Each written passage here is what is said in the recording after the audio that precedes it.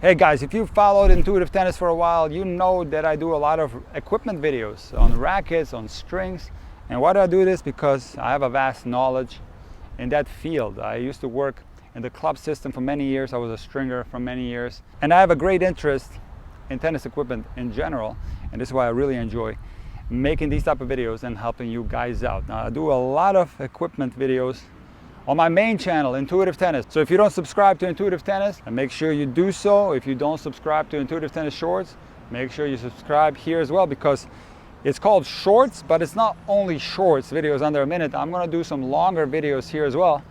These videos are not gonna be as long as on my main channel, but anywhere between 1 and 5 minutes in landscape format. I'm gonna be posting a lot of videos on Intuitive Tennis Shorts. So make sure that you subscribe to both Intuitive Tennis channels. So in today's video, I'm going to be talking about something that I get asked about all the time. I get some questions asked repeatedly, and the question is, Nick, what do you think about racket customization? Here's the deal, guys. When I used to play actively, I customized my racket. I played with Wilson rackets for many years, and on my racket that I play with for the longest amount of time, the Wilson Hyper Hammer 5.2, I had 27 grams of lead tape distributed in different areas along the racket. All my buddies that played at the high level, some of them played on tour, they all customized their racket with lead tape. Some would even put weight in the handle. They would take this cap off and they would inject the handle with some kind of material, and they would make the handle heavier.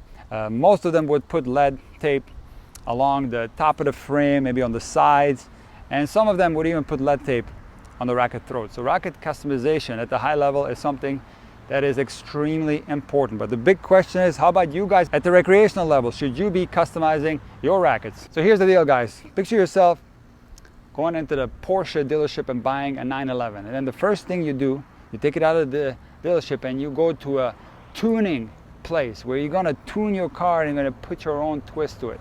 And most people will tell you that is a dumb thing to do, because Porsche did a good job in making the 911. You don't have to change anything on it. Now, on the other hand, if you're a race car driver, it's going to make a lot of sense to tune that car to your own specifications, because maybe there are certain things that you do that require the car to be to your liking. And the same can be said for tennis rackets. When we're talking about the high level or the professional level, of course, customization is super important. But what I find at the recreational level, it is most of the time unnecessary. Now, I want to make a distinction that the customization around the grip is a different thing. If you want to make the grip to your liking based on the grip size, if you want to make it a little bit bigger or a little bit smaller, if you want to increase the size of the bottom of the grip or any type of adjustments to the grip itself, that makes a lot of sense, because everybody has a different hand.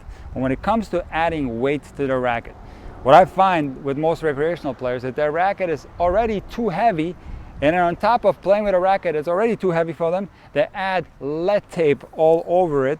And of course, tennis elbow is rampant. And one of the reasons, in addition to tennis string, the fact that a lot of rec players are playing with rackets that are too flexible and too heavy is causing a lot of tennis elbow. So I'm going to exclude the 5.0 recreational level, because these guys are good players and they could benefit from making some specifications on their racket. But anybody below the 5.0 level, if you're 4.5 or below, what I find is that the racket customizations is completely unnecessary. The racket, the way it comes, is absolutely fine. And think about me. I stopped competing in tennis close to 10 years ago, and this is when I stopped using lead tape. My racket here has absolutely no lead tape on it. The older I get, the more I like the idea of playing with a lighter racket, because I'm not as athletic as I used to be. So take a lesson from me. If I got rid of my lead tape on the racket and I'm a high level player, there's absolutely no reason that you should be adding lead tape to your racket and making it heavier if you're a rec player below the 4.5 level.